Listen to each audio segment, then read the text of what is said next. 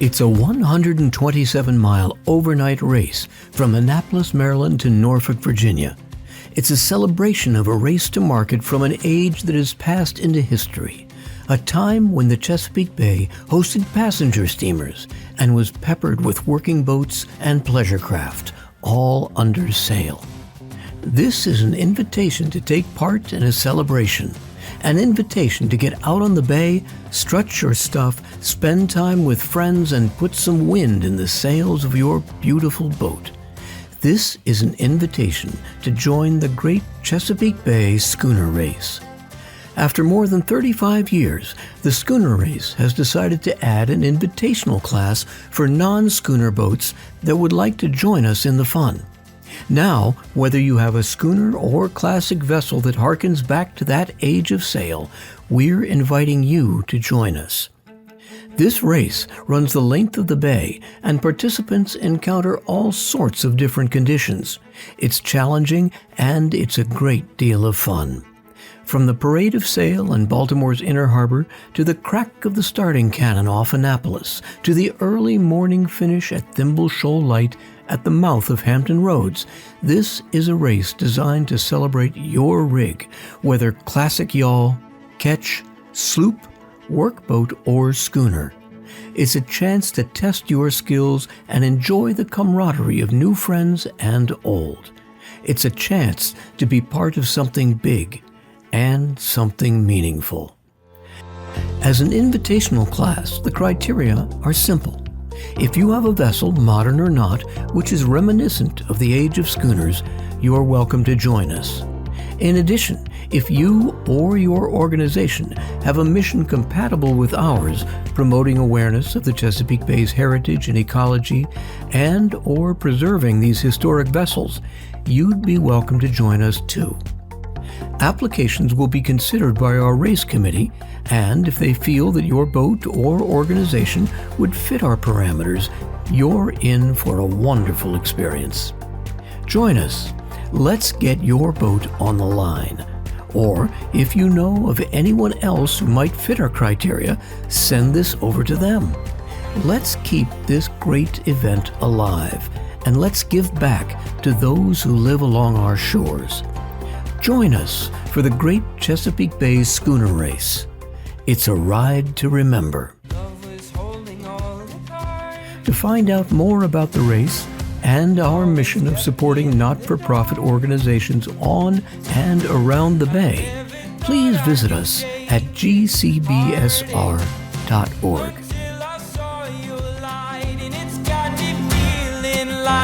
Life is good, yeah. Life is good, yeah. Yeah, in my darkest times, you got me feeling like I've been walking on air. Left all my worries and cares. I've got no burdens around you. I don't care who knows I love you. 'Cause I've been so lost without you. And in my darkest times, you got me feeling like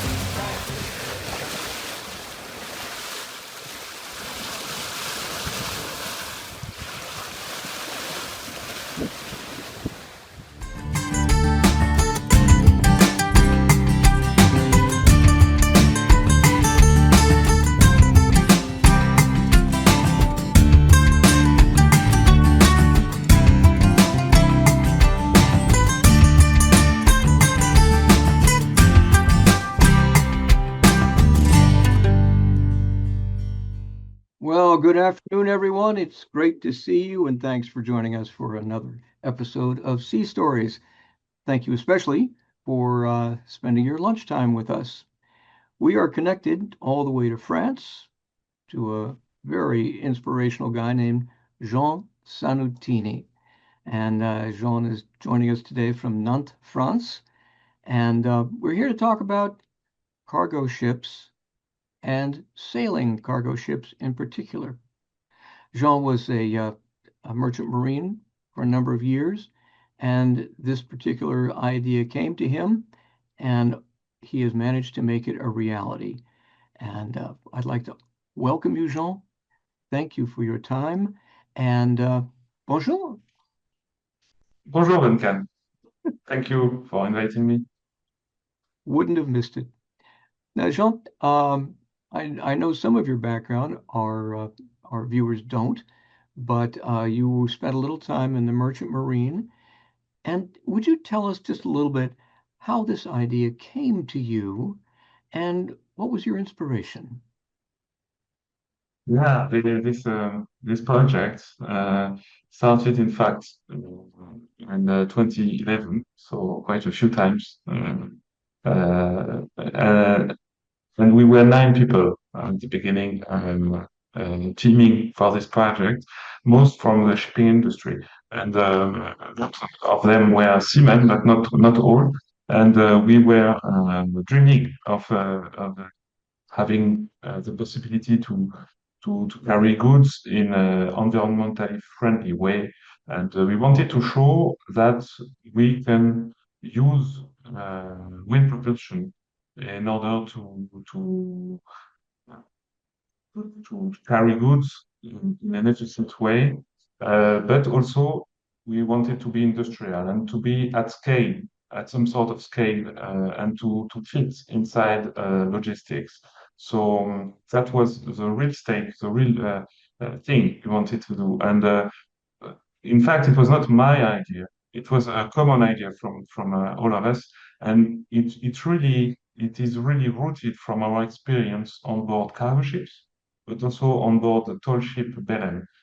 She's a three-masted bark built in 1896, and we had the great luck to sail on board this ship as officer. I was a second mate during 4 months on board the ship. This really introduced me to sail. Of course, it's on a square rigger, so it's not motor sailing, but really it put wind propulsion inside your professional environment, and then you start to make connection. And clearly, this project Neoline is in fact a child also from this past and this reality that we had the chance to discover, but reinterpreted for the modern times and to fit in an industrial vision. So this is the root of the project. Well, we're absolutely looking forward to your presentation. Ladies and gentlemen, before we get too far along, I would like to invite you to start your chat screens at the bottom of your screen. And let's just type in where you're joining us from so I know everything is working. And Bayolet, Quebec, my goodness. How about that? That's great. All right. Lowell, Massachusetts. Hello, and hello, Nova Scotia. My goodness. We're all over the place. Hello, Bob. And hello, Roger. Fantastic. Well, it looks like everything's working. I have no idea why that's possible, but it is working. God help us all. Terrific. Now, Jean, sorry, as we get going, everybody, if you have any particular questions or would like to start a side conversation, you're free to type in your chat box. I'll keep an eye on it. And if we have any particular questions you have, please be free to put them there in the chat. All right, Jean, here we go. Back to you, my friend. Tell me a little bit about your background, if you would. I know that you grew up in the east of France, near the German border. Tell me a little bit about your sailing experience. Yeah, in fact, yes, I grown up quite far from the sea, and my family was not at all in the merchant marine or anything related with the sea. My father, in fact, an artist, he's a painter, and but in fact, with I think with his painting, he always pushed me for discovering and dreaming about the world, and when I was teenager. I really wanted to leave the place where I grew up in order to see the world, to discover the world, and that's why I candidated in the Merchant Marine School in France, and I was received. And then I had a chance to sail during 7 years, and mostly on board ro-ro ships, ro-ro vessels. So I had a chance to carry the Ariane 5 rockets from France to the French Guiana, for example, uh, on board vessels of 115 meters length, quite small vessels, in fact. And also, during several years, I carried some military cargo for the French army toward the French bases, the foreign bases, or in the overseas territories. And then I stopped when I had child, when I have child, when and I wanted to go toward naval architecture. I was always fond of drawings, designing, and so I started to work on that. And having this project with my friends, as I said, I really had the chance to exercise myself with also a naval architect not far from my home, Jean-Pierre Bruns, and I made the first drawings of the vessel and the first calculation about how it would go, and in 2015 we founded Neoline, the company, the first company, in order to start interrogate naval designer. We wanted them to tell us that we are wrong, that we were only dreamers, that it is not possible to have a large cargo ship mainly powered by sails, And also at that time, in fact, they did not prove us wrong. In fact, they were convinced, and they started to really accompany the project and to be enthusiastic about it. So we really felt that we were in the good way, and we started to look for customer. We knew from the beginning that we wanted to be in the North Atlantic Ocean because there is wind, because it's a long haulage trips, so it's very good in order to use sails. And then we found our first customer through our calls, our harbors, and then finalize the design, finding the shipyard, and then financing the project. It was a long process, and the vessel started building in 2023. That's so exciting. That's great. Now, I know you've got a wonderful slideshow coming up for us. We do have some questions running on the side. I'll keep an eye on them, but some of these are going to be answered as you go through your slides. So why don't we take a moment, share our screen, and see what we have? Sure, sure. Thank you. So here you have I think you can see the first view of the ship from the stern at sea. So it's already, uh, she's already sailing now. But I will take a few times to expose a little bit the vision of Neoline and how we try to conjugate this vision with actual business and to really propose, in fact, logistic services that are interesting for customers.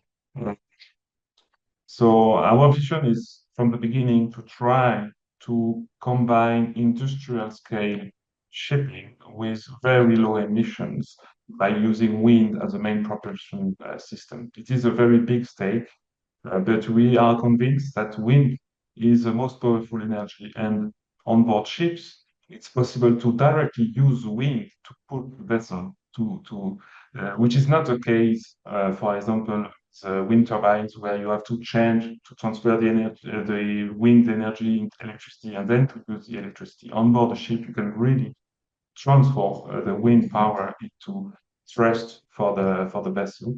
And our first project is a Neoliner Origin, which is a ro-ro vessel of 136 meters length and a capacity of 5,300 tons of cargo.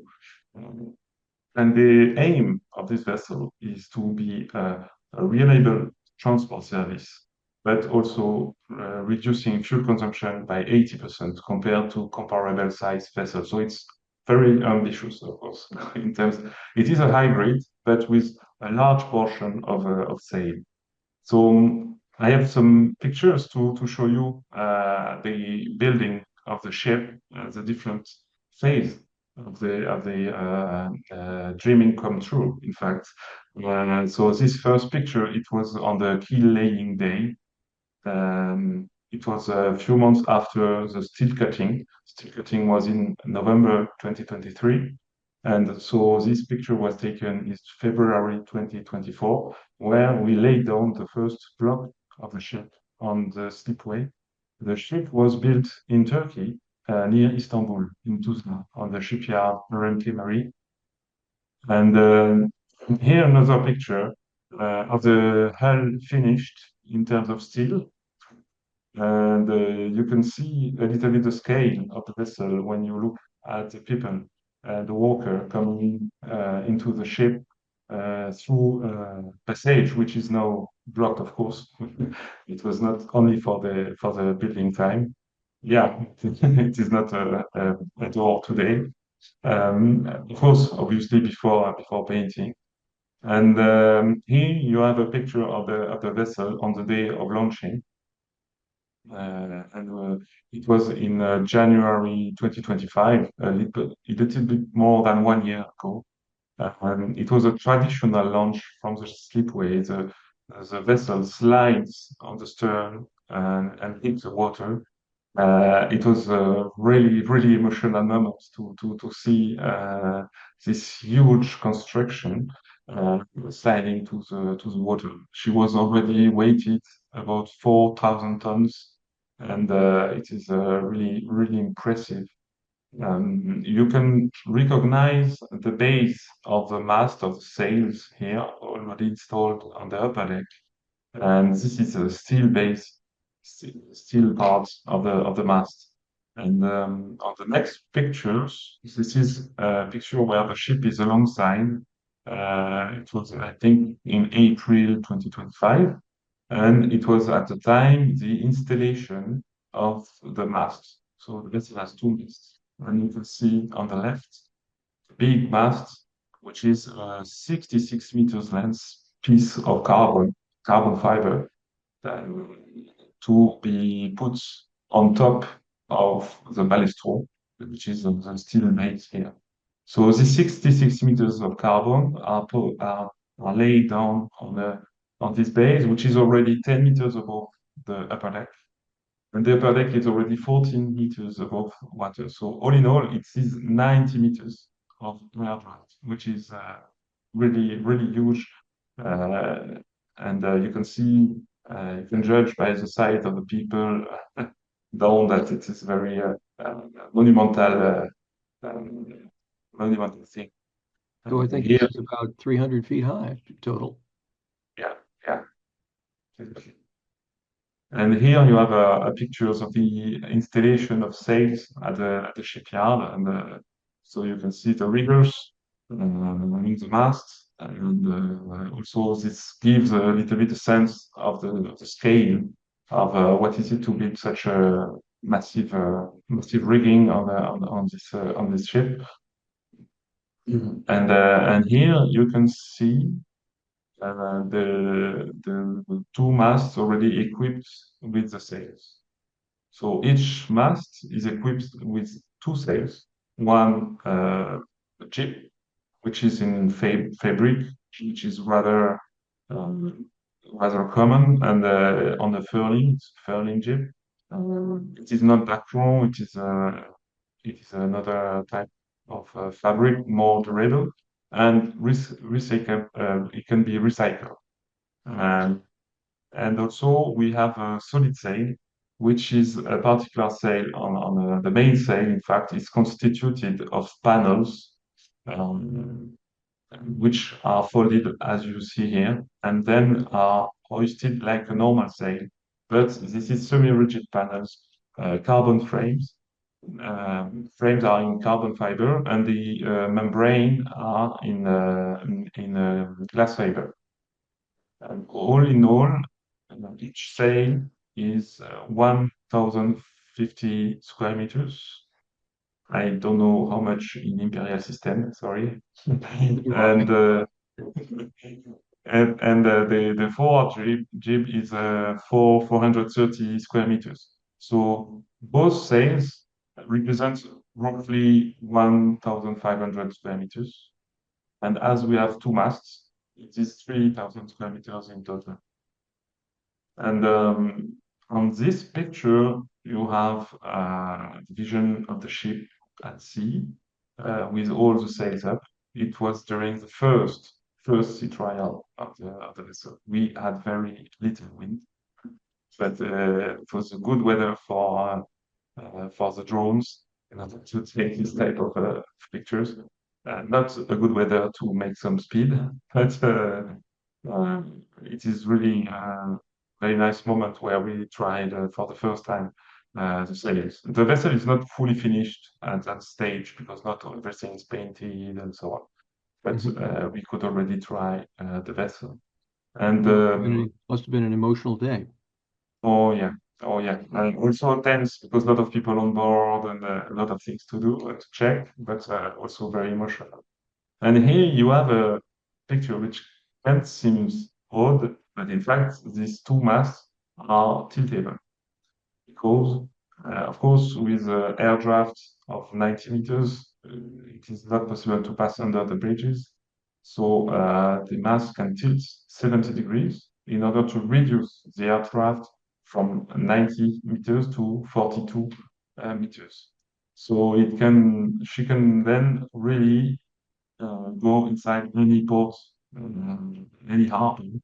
If I'm going to Montreal, for example, she should be able to pass on the bridges of the St. Lawrence Bay. And of course, she's going very regularly in Baltimore, uh, thanks to this tilt-table mast.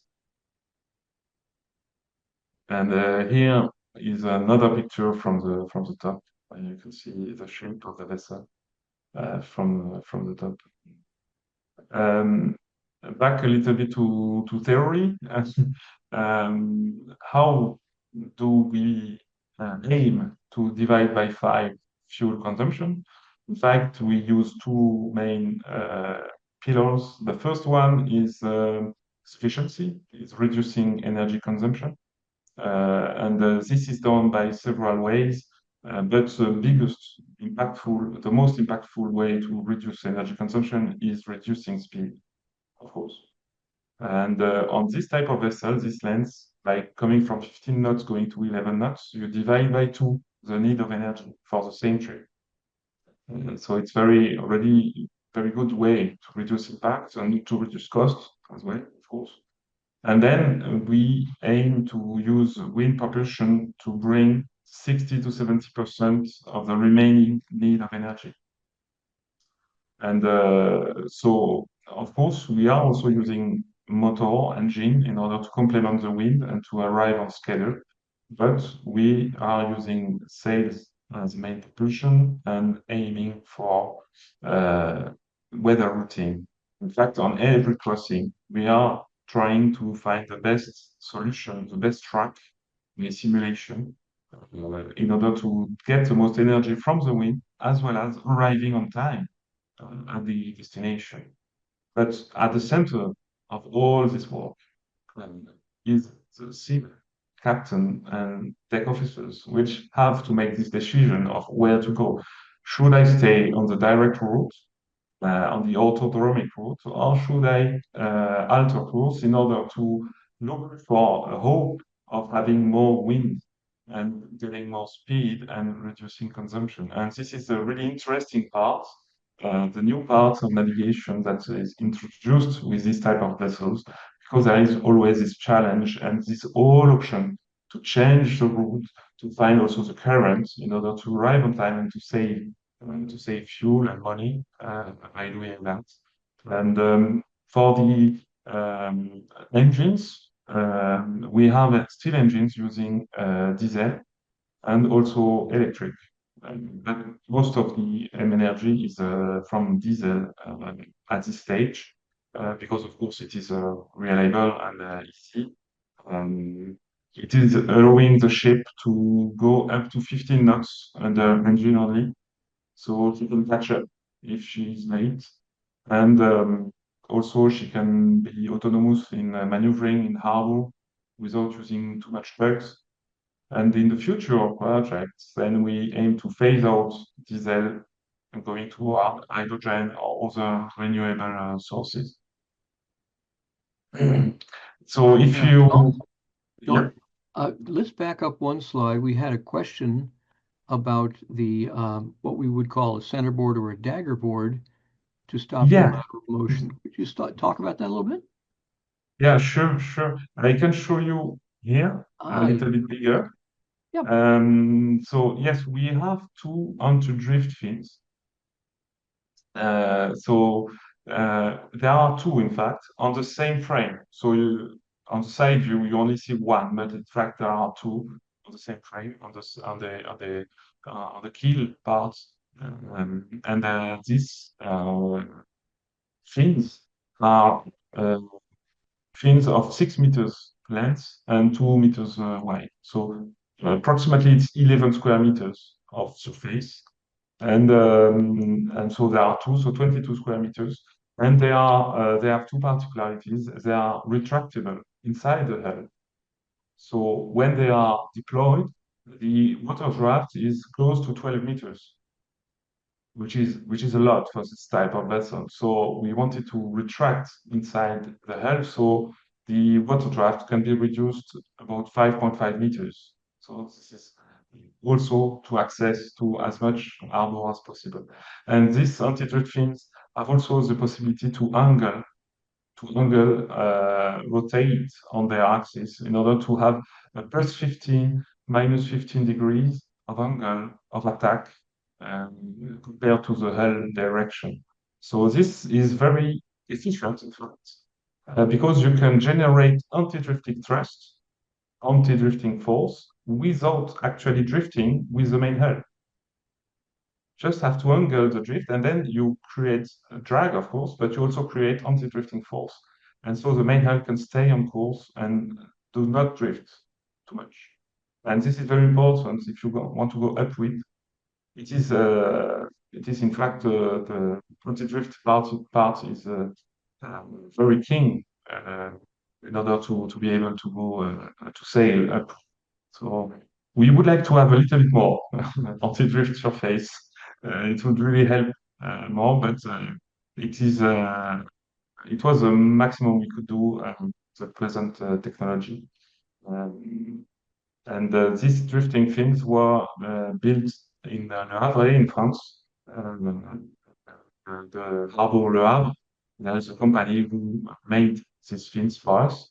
And because I'm on this slide, you can see the various facilities, the various features of the vessel, all the apparatus that are installed.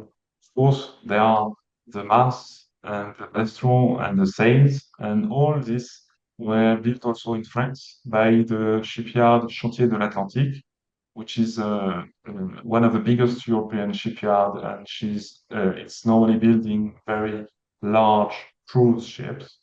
And but they have developed this innovation, and we are the first vessel with this innovation. But there are now two others vessels, two other cruise ships, which are still built in Saint-Nazaire with this type also of rigging.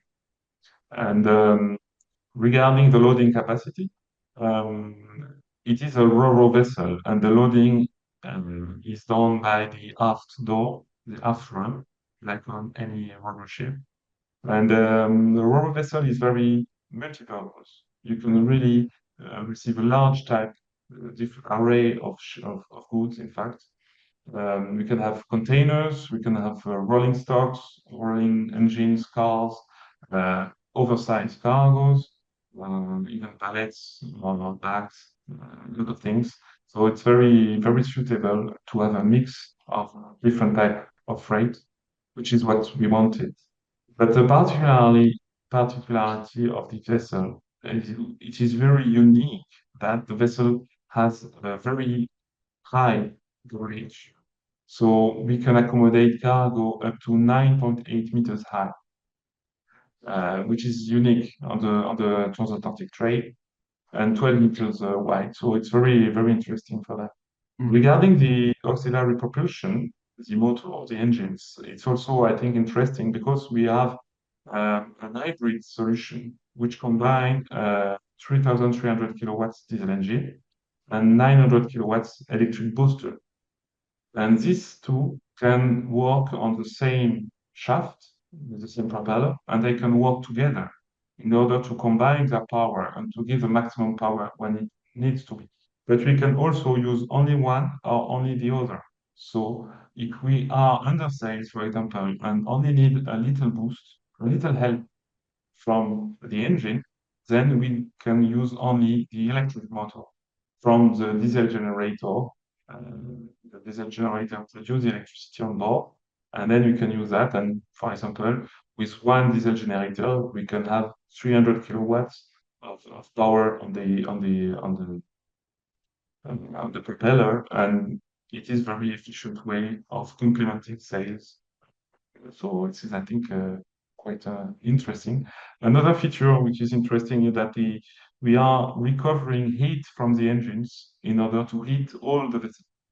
So it is interesting to get the wasted heat to have this free energy, basically.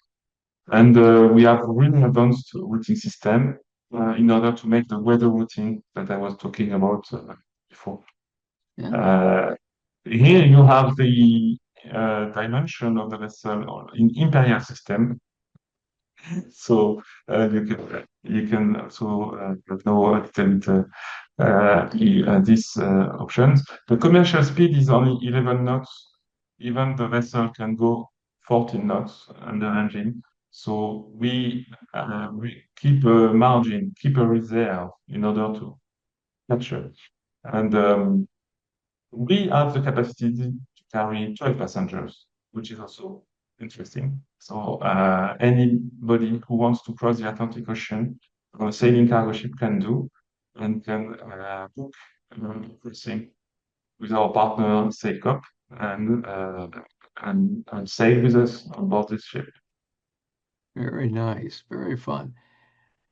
And here you have a picture of the vessel at sea and the sails, and so you can see.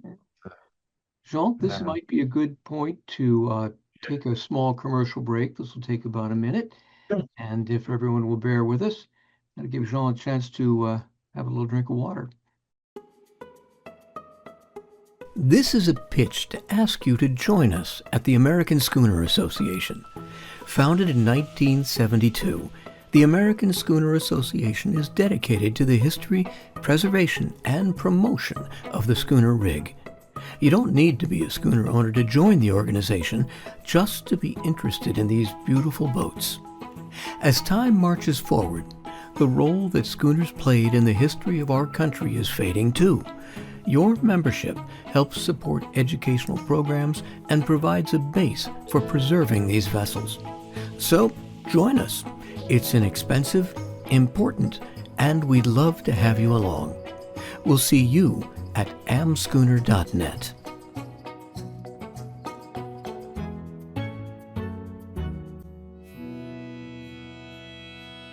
And there you go. We are back again with Jean Zanuttini, and he's telling us about Neoliner 1, a very interesting sail-powered cargo ship, and he's doing a great job in a foreign language. Thank you, Jean. Thank you, Duncan. I will get back to the presentation again. But we were talking about a lot about the ship, but the ship is not only the only thing in order to make this project live. It's also a shipping line, in fact, because it's a whole system that we need to start. So we set up what we call a pilot line, because really this ship is a prototype. She has to prove that she can be reliable on time, and she can save as much energy as we promised. And after that, we will be able to build other ships sister ships, but also bigger ships in order to create a real fleet. But then the pilot line is from Saint-Nazaire to Saint-Pierre-et-Miquelon, which is a French territory at the entrance of St. Lawrence Bay, and then Baltimore and back to Halifax and Saint-Pierre-et-Miquelon and Saint. For the moment, the ship did not call yet in Halifax because we were still gathering some cargo in order to justify the call, but we hopefully call soon in Halifax. And the ship was delivered in late September 2025, and she started the first. She was baptized in Nantes mid-October, and she started her rotation just after that, mid-October. And now she is uh, getting close to Saint-Pierre-et-Miquelon on the fourth voyage, fourth rotation. So she left Saint-Nazaire last week, in fact, and she should arrive in Saint-Pierre-et-Miquelon on Sunday morning. So we choose this route because it is an original route, because there are no direct competitors. Because most of the transatlantic shipping line are coming from the North Range harbors like Rotterdam, Le Havre, Rotterdam, Hamburg, and or from Mediterranean Sea. But no line were coming directly on a regular basis from the Atlantic coast directly to the northeast coast of America. So we found very interesting to be there. Of course, from the wind perspective, it is very interesting because there is always wind, sometimes too much, and sometimes really too much. That was But one of at our least, questions. but at least there are energy to work with, and we trying to find also new hinterland proximities, and we are working with cargo shippers which are mostly close to our coast. So, in fact, they are also reducing the inland cost to get to the ship. So this is interesting for them because, of course, it's a small vessel. She's smaller than other type of vessels.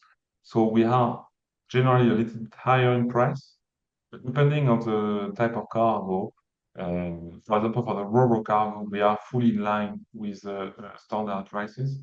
But then the customer also make sometimes real savings because they are closer to our calls, and savings also in terms of CO2 impact. And that's also interesting. And we started with clients which are mostly French large companies which are exporting to the US. And a lot of you know maybe Manitou Group, Hennessy, Beneteau. So we have different type of ships of cargo. Some are rolling cargos like Manitou engines, handlers. Some are ships, boats, because we are, as you can see on the picture on the left down, this is a boat that we are loading on our sailing ship, and also containers. As you can see on top, we can load containers on top of trailers, and we can have two tiers of containers on board the Mhm. vessel. We can have 265 TUs on board, but most of the time we are carrying 40 feet containers, which is standard on the oceanic shipping. So here another vision of the route, and yeah, that's the point. And now we want to make this route every month in order to connect the US and France and Canada. And of course, we are also going to the archipelago of Saint-Pierre-et-Miquelon, which is very small, but which has a lack of connection with mainland, French mainland. There are no direct connection maritime. So it's very interesting for them that we can bring them also fresh food because we have 30 refurbs. So we can bring them in 10 days, 8 to 10 days, fresh food.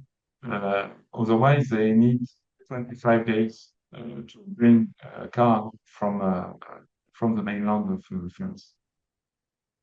That's an ambitious thing. Jean, would you like to show the little video of the boat being loaded at this time, or do you want to do it later? I have that little Oh, video. yeah, I I can can do that show. from here if you want. I would. I have it. Okay. I can show it. Yeah. We have a lot of very interesting questions along the way, and we'll be picking those up in just a few minutes. And Yeah, this video is more on the loading part, so it is a little bit. We don't see so much sales, but we can see that the industrial part of the project.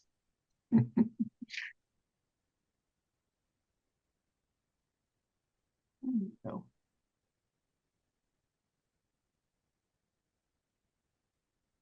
It's just fascinating to watch it all happen here, isn't it? So yeah, you can see that I switch off the sound, so you can see how we load the cargo on board the ship. So here are the Manitou engines, Hmm. actually two. And we have different parts of loading on board the ship. For cars or small engines, we have a twin deck where we can fit cargo up to 2.1 meters high. So it's very handy for small cargos. And Hmm. for big engines, then we can load on the main garage, lower garage, or upper garage. So Hmm. depending on the height, of course. So this is a vision of the twin deck, the lower garage, and of course the lashing, because of course on the board the cargo ship we need to lash, especially on North Atlantic Ocean. And here is on the tongue top, so really bottom of the ship. Here again the twin deck, and then you can see the forward part. And here we can see the side hinge panels, which are closed, and then we can load fully the main garage when they are closed. Um, and here, this is the loading of the uh, boat from Veneto, um, and then containers at the end of this loading phase. Um, you can see these two high or 40 feet containers that are loaded on trailers. And this is reefers, in fact. And we are a partner with CMA CGM, which is also a French company, container large group, and which is one of the financier of the project. But we are not part directly of CMA CGM. Hmm. Here you can see at the lashing of the main of the trailers. And this is you can see on the garage a 9.8 meters high on the half part of the garage, and the rest of the garage is 7.1 meters high.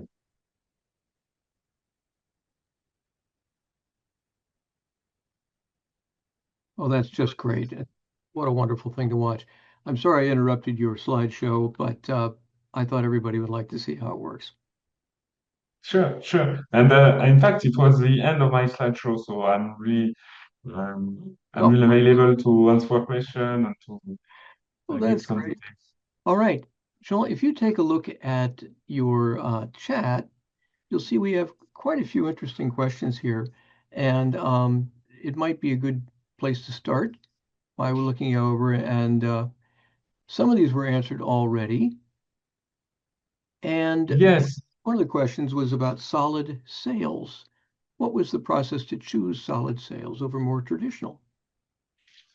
that's a very interesting question because at the beginning of the project, we were not aware of solid sail because it was developed in parallel of our project. And back in 2011, maybe it was already inside the mind of some engineers in the Chantier de l'Atlantique, but not yet a reality. So at the beginning, we had a four masts configuration, twin masts with classic sails, which were larger in surface, but lower in height, and the aspect ratio was less interesting. And we had difficulties to find, in fact, riggers that were able to take the responsibility of producing, installing, and setting such a Yeah. rigging. So it was difficult. And then Chantier de l'Atlantique proposed to switch to, let's say, one of our fear at that moment is that the base of the mast, which is very large, very big, because there are no standing riggings, everything going through the base of the mast. And we were afraid that it would get inside the garage, the cargo hold. And we do not want to impair inside the garage with a big pillar or something like this. So we made quite a lot of studies with our naval architect Mauric, which is also in Nantes, uh, how to uh, move all the forces from the mast to the sides of the ship uh, and remain without impacting the height in the garage. So, and when we could do that, then we could switch to this option. Wow, that was a real challenge there. Well, one of the questions which is kind of interesting to sailors, when you have a headwind, do you tack the boat? Yeah, we've done that. And we've done that even in the first sea trials. We were successfully the ship without using engine and without going astray. Especially good. Now, Because on the Belém, on the three-masted Belém, when we tack the ship, always she stops. you know And what? then Ours do too. and then it goes turn and I imagine your dagger boards are a big help when you tack the boat, yes? at this moment we did not change. We put only on neutral position and we did not use it. But she really smoothly gets into the headwind and change really easily. Nice. I've got an interesting question here from Karen Grigg. Would you address wake energy generation? Karen, I'm not sure what you mean by that. Do you understand that, Jean? Yes, I did not talk about that, but it is the case, yes. In fact, our installation allows to generate electricity from the propeller, from the wake. So if the vessel is going fast enough and the sails, then we can let the propeller turning. Uh, we have on the propeller the blades have a controllable pitch. So we have a feathering position, so sailing pitch, where we minimize the drag, but we can also change in order to generate electricity. And through the electric motor used as a generator, we can in fact produce electricity for the ship and be fully zero emission. How? But for the moment, we did not use so much this part. It is really trial. It is working as a function, but we did not have enough time yet to prove that it is really worth it in terms of efficiency. Yeah, that's great. How close to the wind can the boat sail? Okay, that's a good question. She can sail. She should be able. She should be able to, because we do not yet know yet everything. Even after close to 6 months of operation, we are still learning a lot of things, discovering a lot of things, breaking some things, and we only have, hints and local points of efficiency. So she should be able to be efficient under full sails up to 60, 75, 55, 57 degrees to 60 degrees to the true wind direction. She should be Hmm. able under full sail, but then we hit the limit of the anti-drifting fins. And then when the main hull starts to drift, and I've experienced it, then the speed is reducing, then the anti-drifting is reducing, and then you go worse and worse. So it depends also a lot about the sea state. If there is a rough seas, then you need to be a little bit farther. But in this situation, we will also put some engine, a little bit of engine, that can really help to maintain the speed and do not fall inside the drifting Yeah, subject. I do understand that. Absolutely. Um, I assume you can reef the sail, make it smaller if the winds pick up? No, we No. can't. No, we cannot do that. It is one big also a big subject. In fact, reefing is difficult even on small ships. This Yes. is always something which is a little tricky. Yeah, generally it's not the good weather when you have to do it, and on this size of sails you cannot do by hand. Oh no. It is too dangerous. It is not possible. So it's really difficult, in fact, to do it properly. And I know that Chantier de l'Atlantique is working in order to be able to have this option, but for now it is not possible. However, we have a ballet strong system, and that means that there is no standing rigging impairing the rotation Hmm. of the system. So we can always put the sails in feathering and always put the sail in the wind direction. So Yeah. it is very also powerful. But of course, we cannot. Well, we do have a fun question. Have you sailed across the Atlantic on the boat? Not yet. Not yet. I made a maiden trip from Turkey to Nantes after delivery of the vessel, and then I also made some trips from Saint-Nazaire to Baltimore. No, from not from Saint-Nazaire from Saint-Pierre to Baltimore. I think, But I yeah, did not make the full rotation yet. Of course, I am really waiting for that. I For that. bet you are. One of our viewers asked, why is there no bulbous nose on the bow? We see many cargo ships with a big bump in the front. Yeah, yeah, that's it's a good point as well. In fact, the bulbous bow is very interesting to reduce consumption at a certain speed, a set speed. It is calculated in order to have a better efficiency in terms of waves generated by the hull, but it is detrimental to the efficiency at other speeds. Mhm. So when you have designed your ship for example, 17 knots, you calculate a bulbous bow for 17 knots. If you are sailing at 14 knots, then you are uh, wasting energy. And on our case, on a sailing ship, the surface speed of the ship is always changing. Yeah. Yeah. Sometimes she's 9, 10 knots, sometimes she's 15 knots. So we wanted a hull which is good in every speed. So Bilbo's bow was not relevant for that. And it is interesting to note that a lot of container ship owners, when they change the speed of their ships, they cut off the Bilbo's bow and change it for another shorter one.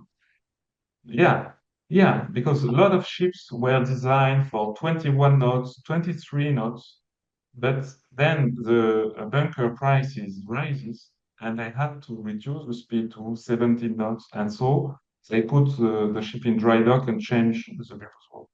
Wow, that's crazy. One of the questions I have up here, we're almost through. You're doing great, Sean. Um, are there any other sailing cargo ship companies? Yes, Really? yes, there are, and most a lot of them are French. But there is a reuse of wind in the shipping industry on every sector. They are using wind as an auxiliary propulsion with different types of system like flattener rotors or wings, Yeah. and then they can be installed even retrofitted on existing ships in order to reduce the consumption of fuel by using wind energy. Generally, it generates savings from 5 to 15% Mm. of fuel consumption, which is interesting but limited. And uh, then we are a little bit special because we are wanting to use wind as a main propulsion. And other companies do that, like TOWT, Transoceanic Wind Transport, or Sail, but their ships are smaller. There are more sailing ships maybe than us, but they are smaller and they can carry only pallets. Yeah, that's a great answer. That's a great answer. Crew size. The crew you mentioned, I believe, was six on your boat, and I could be wrong about that. How does that compare to a comparable size cargo ship, conventional? So the ship was designed for a crew of 30, one three crew members, 13, yes. which is on par with classical vessels. When I was sailing on smaller ships, we were 14, 15. Right now, we reinforced the crew to 16 because there are a lot of things to discover and to handle. But we hope to, in a few months or years, to get back to 13 or 14 crew members. Yeah, that's great. You know, where I'm looking at your rig, which we would call an aero rig, and we actually had a sea story about that a while ago from Veronica Lysat, and it was about SV Navarra. So it's kind of fun to see it put into industrial grade and industrial use. Yeah, yeah, I think yes, aerobic is the Oh, English good. Yeah. word for vessel. So we're almost at the end, but we have a few more questions, and I'll let you go and go home and have your dinner. Somebody asks, how does the pivoting jib boom change your sailing theory? I'm not sure exactly what you mean there, but how does the pivoting boom change the sailing theory? I think what they Yeah, mean, because you have the tack of the jibs, which is going upwind, maybe. maybe so, maybe so. Yeah. And we talked about furling the sails. The jib is roller furling, whereas the main is what we'd call slab, and it all falls down. Is there a manual backup system for furling the sails if you lose power? Ha ha. So for furling the jib, Well, it says for furling the sails, so I guess that means both. yeah. So for the jib, I think we do not have. But the sails are on emergency system. So Mhm. it is always, even if we are losing the main diesel generators and on emergency generators, we can still sail and we can still use the rudder, so we can still operate even if we are on the emergency diesel generator. But Yeah, if we lose also that, then we cannot firm the jib. Uh, and for the mainsail, we cannot do as well, I think, because we have a hook system. I see. Uh, there is the I don't remember the name in English, but there is a rope and a hook system. So when the sail is heaved up, it is laid on the hook system, and in order to take out the hook, you need to hoist a little bit the Uh-huh. sail. And Mhm. this, if you do not have energy, you cannot do that. So, but what you can only do in this extreme case is to take out, disconnect the engines on the base of the mast. So the mast will put inside the wind from Yes, the. we can This feather. is what you can do, Yeah, but you take care because depending on the sea state, movement can be a little bit brutal. I got it. I got it. Well, I think that pretty much does it, and that's done our hour. Jean, I want to I, thank you I, so very much. I saw also a question about the healing, Oh, and good. just to Yeah, say that the ship takes very little heel because she's quite wide. So she can take from the wind, we took to 8 degrees healing angle, but we can compensate it with ballast tanks, uh, but never more than degrees. that's wonderful. That's wonderful. Jean, all the way from Nantes, France, thank you very much for the time you spent with us. Ladies and Thank you, gentlemen, Duncan. this interview will be available probably up on our websites within about 3 days. And it has been a real pleasure getting to know you, my friend. And thank you for the time you spent with us. Thank you, Duncan. And if you come to Baltimore during the call, maybe you can visit the ship. And thank you. And if you ever come down to my way, we'll go out on a schooner. Oh, yeah, with pleasure. And thank you, all the people who took on their lunchtime to watch this Absolutely. Go home and fascinating. have a nice dinner. And thank you for your time. And ladies and gentlemen, we'll take it out.